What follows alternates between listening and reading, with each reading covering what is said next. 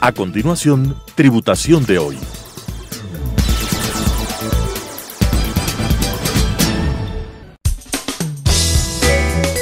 Clasificación A. Apto para todo público.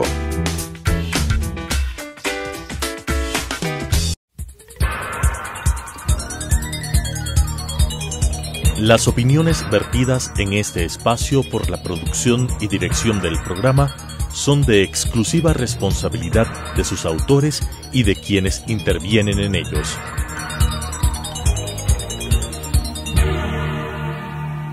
Telesucesos Canal 29 UHF presenta Tributación de hoy, un programa destinado para los ciudadanos en su entorno fiscal para el Ecuador, con la conducción de la doctora Cristina Trujillo. Tributación de hoy. Tributación de hoy, un programa diferente donde abordaremos temas relacionados con el ámbito tributario, financiero, laboral, pero sobre todo la importante presencia de entrevistados que nos ayudarán a comprender el ámbito normativo de nuestro país. Como siempre, tengo la grata presencia, y no faltaba más en este periodo fiscal 2024, comenzar con uno de los expositores y un gran tributarista a nivel local e internacional, un amigo de la casa. Muy buenas noches, mi querido Nelson.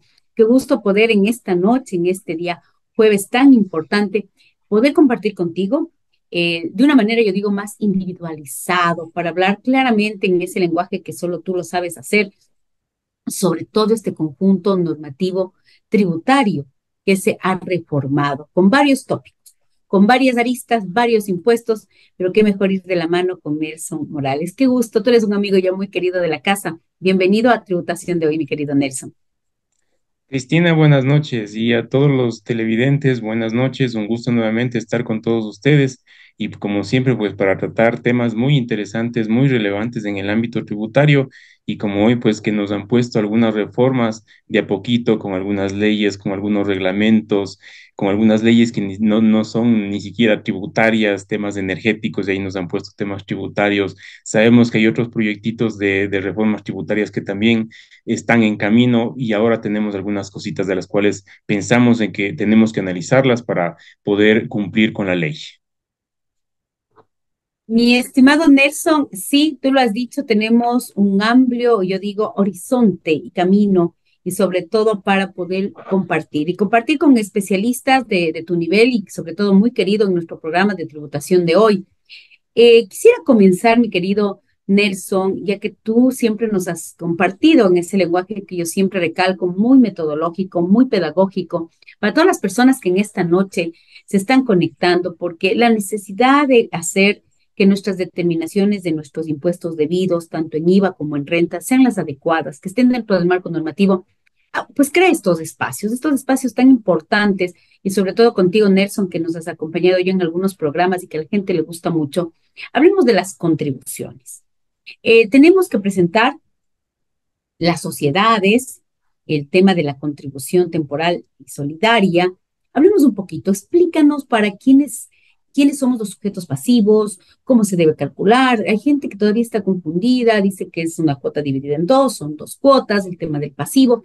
Hablemos un poquito de esta contribución que es tan importante porque se tiene que pagar hasta el 31 de marzo. Entonces, expliquémosle un poquito a todas estas personas, a todas estas empresas, a todas estas sociedades que establece esta contribución en términos generales, ¿qué debemos hacer?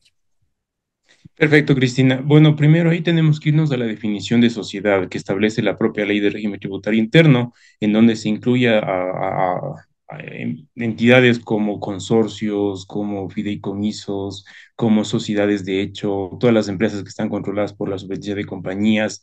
Es decir, tenemos que verificar primero lo que nos dice la norma respecto de qué es una sociedad.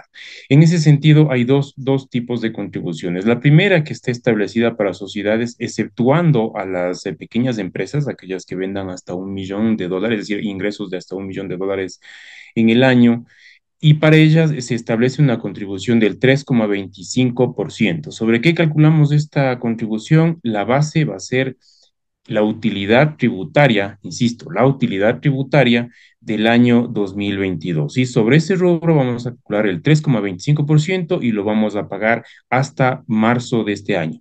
El mismo valor que nos resulte de este cálculo lo vamos a pagar nuevamente en marzo de 2025. Es decir, estamos hablando de una cuota, una contribución temporal que la vamos a tener que pagar en 2 años, cuya base va a ser el año 2022. Y la segunda contribución que se está creando es para las entidades financieras y para las cooperativas de ahorro y crédito que también están exentas de la primera contribución comentada.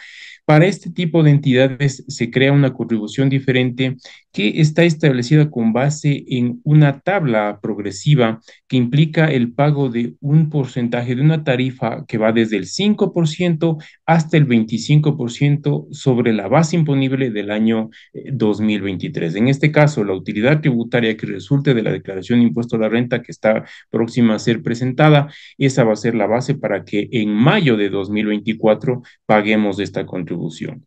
Como ya estamos acostumbrados, estas contribuciones no son deducibles de impuesto a la renta y no se puede pedir facilidades de pago. Y ahí, Cristina, un tema importante de algo que recientemente salió una resolución en la que dice que para las dos contribuciones, la base de cálculo va a ser el casillero 836 de la declaración de impuesto a la renta, tanto de 2022 como de 2023. Pero recordemos que en el año 2022, especialmente para la primera contribución, había casos en los que empresas que estaban dentro del régimen RIMPE, la propia norma lo señalaba en ese entonces, si es que superaba los $300,000, es decir, dejaba de ser microempresas, tenía que liquidar el impuesto a la renta bajo régimen RIMPE, considerando el último rango de la tabla. Entonces, hablemos del caso de una empresa que estaba en régimen RIMPE y tuvo $500,000 de ingresos en 2022, liquidó el impuesto a la renta con régimen RIMPE y no necesariamente hay un valor en el casillero 836. Hasta ahí, bueno, en este caso estamos hablando de que es una pequeña empresa, pero cambiemos el ejemplo.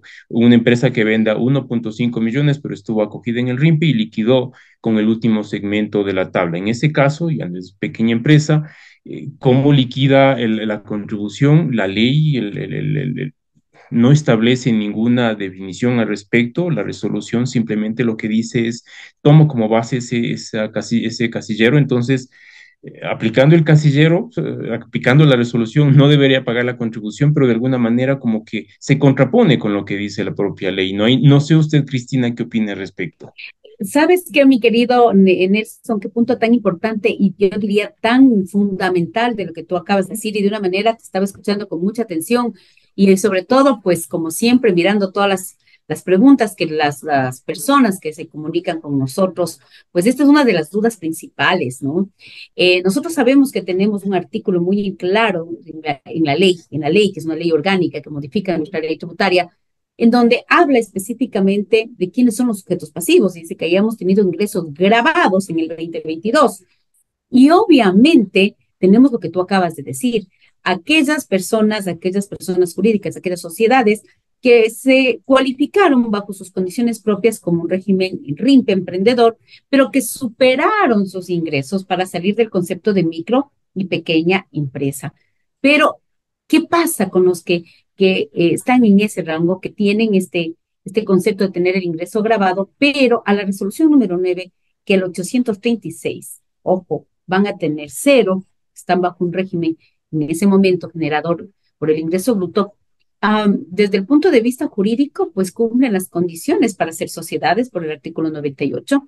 Desde el punto de vista jurídico, tienen más de $1,000,000 para salir del tema de ser una pequeña y una microempresa, pero llegamos a un obstáculo también jurídico porque, tal como dice la resolución, si yo tomo el casillero 836 de cero, entonces Es cero. esa contribución se vuelve cero. Entonces yo sí que Así es. sugeriría que claro, porque si estamos hablando, tal como establece la resolución 836, yo sí sugeriría que basándonos bajo este concepto del artículo, del propio articulado, hay que definir ahí como abogada, yo te digo, ¿cuál era su base imponible? Porque esta norma también te habla de la utilidad tributaria. Y en el régimen en el año 22, esas estaban sujetas a hablemos, a una tributación basada en su ingreso bruto. Basado en el Entonces, ingreso, así es. este artículo 836 prácticamente les anula la contribución. Entonces, de esta parte, más bien yo sugiero que con la experiencia tuya y nuestra, poderle decir al SRI que se ratifique en el criterio que tenemos, porque definitivamente eso es lo que va a pasar. Esto es lo que va a Claro. pasar y necesitamos urgentemente pronunciamiento del Servicio de Rentas Internas porque no es una pregunta, Nelson, son muchas preguntas de las sociedades que superaron mucho más del $1.000.000 en el régimen Ujú. 2022, pero que tenían que tributar como RIMPE, porque así estaba la norma establecida en el artículo 97.3 de la ley del RIMPE y 230 de base imponible en ese momento. Entonces, yo creo que lo que tú acabas de decir es un tema súper importante y qué bueno que tú lo abordas porque al concepto del 836 no tendrían contribución. Exactamente. Esperemos que pronto podamos contar con una aclaración de la Administración Tributaria, porque efectivamente creo que de 10 preguntas que han Esta es surgido, una de las en cuanto 9 son respecto de este relacionadas a tema. esto. No, y la verdad es Exactamente. que me ha encantado cómo tú lo estás abordando, porque es un tema que lo estamos poniendo en el tapete y que estoy seguro que en esta noche muchas de las autoridades fiscales se están conectando y se han conectado y también lo vamos a plantear dentro del Comité Técnico del Colegio de Contadores, en que me honro que tú seas parte de este por tu participación muy activa, siempre, Nelson, con este tipo de, hablemos de inquietudes, de preguntas, porque eso es lo bonito de la tributación, Nelson. Lo que tú siempre nos Sí. haces es despertarnos, ponernos activos, ponernos pilas en decir, bueno, ¿qué hay de nuevo con Nelson Morales? Otra de las cosas importantes, Nelson, y que se aclare que no es un valor dividido del cálculo de la base imponible del año 2022. Eso expliquémosle, por favor, que son dos valores iguales, que ya es muy similar a lo que tuvimos con la contribución anterior. Expliquemos esta parte, Nelson, querido, por favor. Sí, sí, por supuesto. En el primer caso, en las contribuciones, está la contribución establecida para sociedades, excluyendo a pequeñas empresas, a entidades financieras y a cooperativas de ahorro y crédito, la contribución, la tarifa es del 3,25% sobre la base imponible y este valor lo vamos a aplicar a pagar tanto en 2024 como en 2025. ¿Qué implica eso? Que el total valor del valor a pagar va a ser del 6,50% sobre la base imponible del año 2022. En el caso de las entidades financieras y las cooperativas de ahorro y crédito, ellas sí tendrán que pagar hasta mayo de 2024 un solo valor. En este caso no está establecida el pago en 2 años. Excelente. Yo creo que con ese punto queda muy claro. Escuchemos a Nelson, que lo ha dicho de una manera sencilla. Es un mismo valor, el mismo valor que usted calcula para el año 24, lo va a pagar el 25. Otra pregunta de las importantes de en esta noche y que también se han repetido a lo largo de los seminarios y talleres que hemos dictado. Tenemos que registrar este pasivo del año 20, que se va a pagar en el año 25, pero que ya lo conocemos. Tiene las mismas características del año, de las anteriores contribuciones que tuvimos, que ser un hecho, es una obligación presente, no ser un hecho pasado, conocemos valor, conocemos tiempo, conocemos plazo, tenemos que registrar la provisión. Lamentablemente tú lo dijiste y voy anotando yo lo que tú siempre vas contestando. Es un gasto no deducible, no hay facilidades de pago, pero Así también es. nos debemos a una norma contable.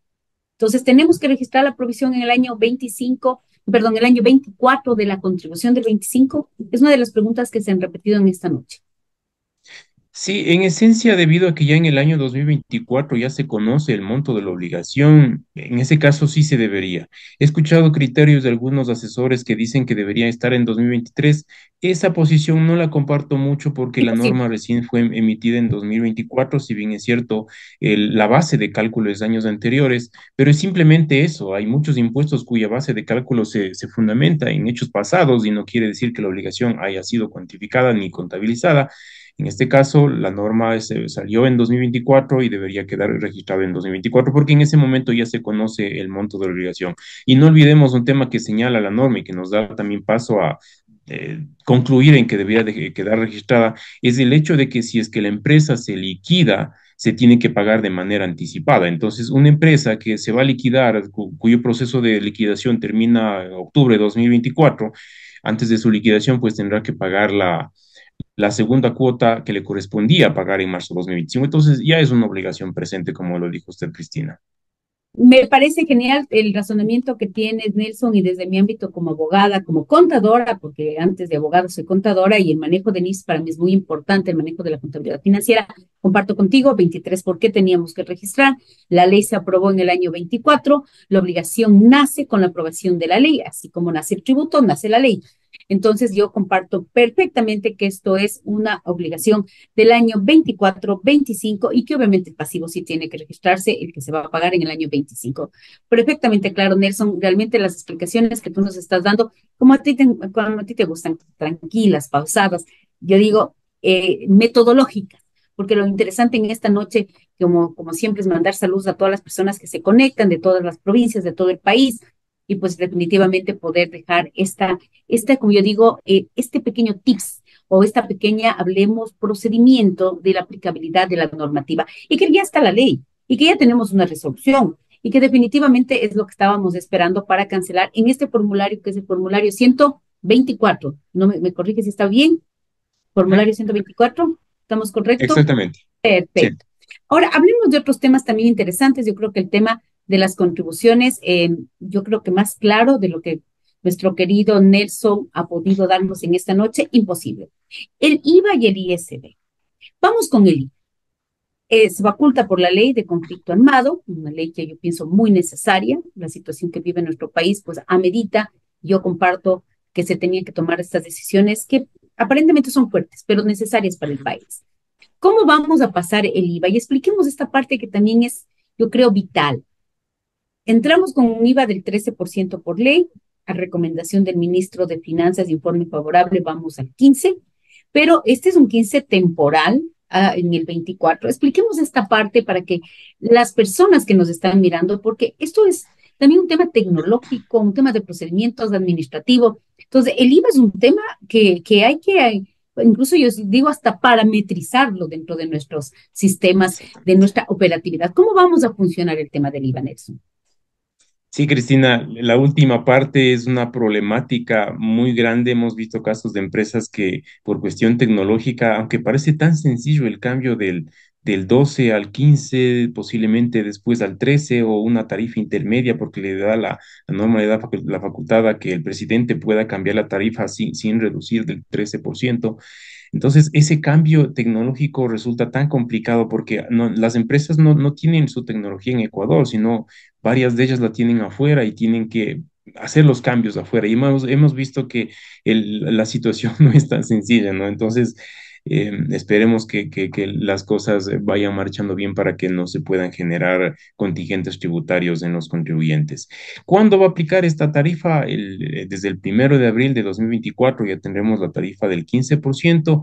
Eh, Como decía, pues la norma le da la facultad al presidente para que pueda modificar esta tarifa, sin embargo, le bloquea para que no disminuya del 13%. ¿Qué implica eso? ¿Qué suena eso? A que vamos a tener en lo posterior una tarifa del 13%. Esperemos que la tarifa del 15% sea de un cortísimo plazo y que después podamos regresar al 13%. Recordemos lo que pasó hace algún tiempo, ¿no? Cuando hubo la Tiene modificación de la mucho. tarifa al 14%, en realidad, seamos honestos, el costo de los productos cuando subió al 14% y se redujo al 12%, mi percepción al menos es que los costos de los productos no variaron. Lo que hicieron muchas empresas es simplemente es subirle un poquito la base, subirle un poquito el precio para que el precio final, incluido impuestos, se mantenga. Entonces, esperemos que las autoridades establezcan las medidas de control para confirmar que efectivamente haya esa disminución en la tarifa en el momento en que se disminuya al 13%. Y aquí creo, Nelson, que es importante también recordarles, porque he tenido muchísimas llamadas, sé qué pasa con los productos que compré al 12, no importa, cambio de tarifa, pero me toca hacer devoluciones de productos, porque usted sabe, mi querido Nelson, tú sabes, de que nosotros estamos en una economía en donde la oferta, el dar un rebate, el aceptar devoluciones, descuentos, es el tema del accionar comercial, de los usos y costumbres mercantiles.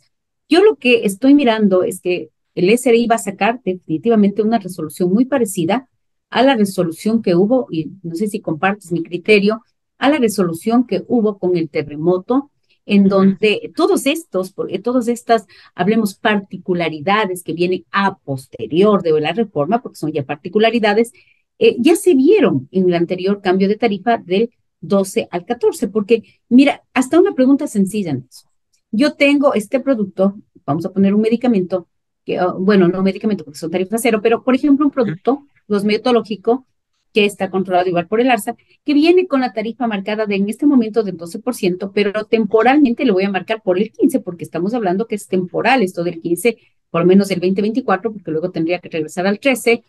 Y mira, hasta para saber cómo voy a etiquetar, si es una etiquetación manual, cómo voy a hacer mis devoluciones de los productos que compré con tarifa 12 y que ahora voy a tenerlos al 15, porque si tú recuerdas, tuvimos una resolución del fisco en cómo nos venía explicando estos detalles, estos procedimientos operativos, que aunque no creas, tengo muchísimas preguntas, Nelson, sobre cómo vamos a operar ya en el proceso real del día a día de las compañías, de los sujetos pasivos en general.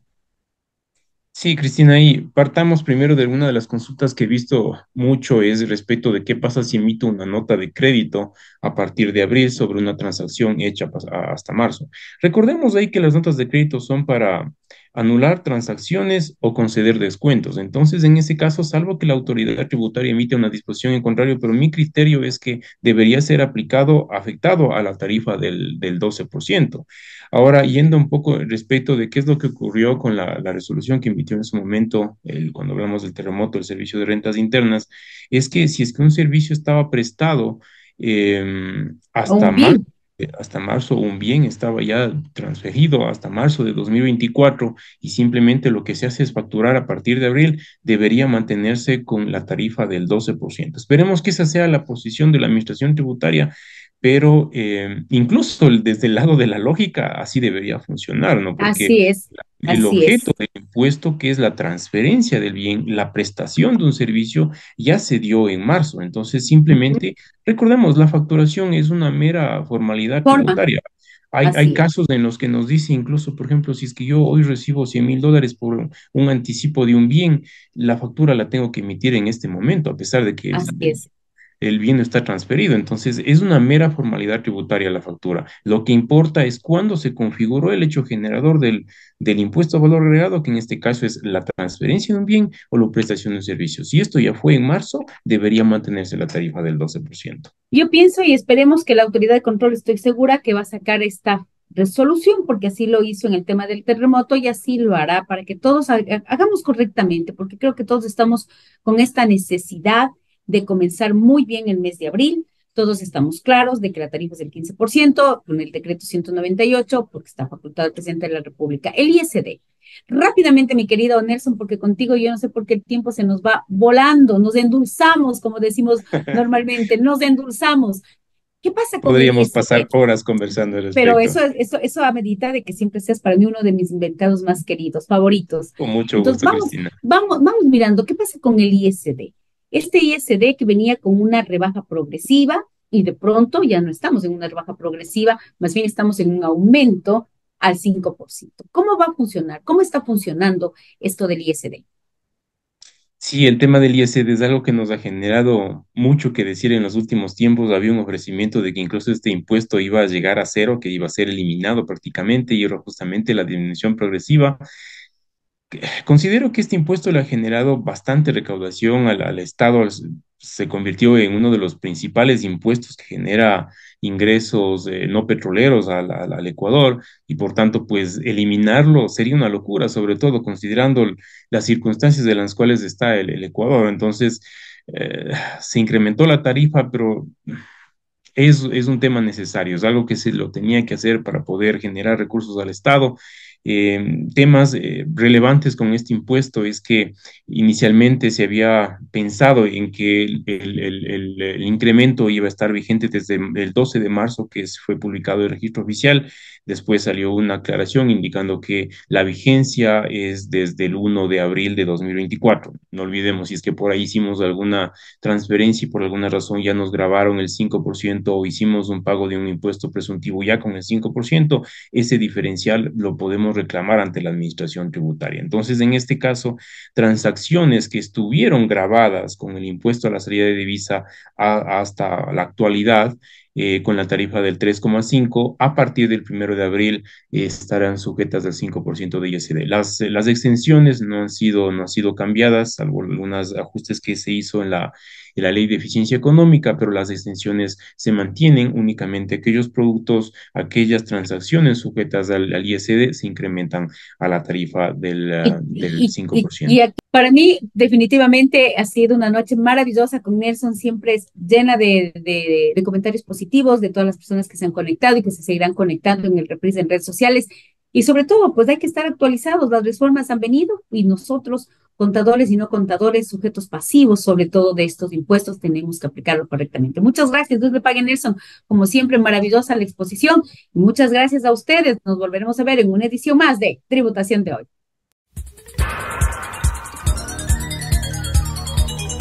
Las opiniones vertidas en este espacio por la producción y dirección del programa son de exclusiva responsabilidad de sus autores y de quienes intervienen en ellos.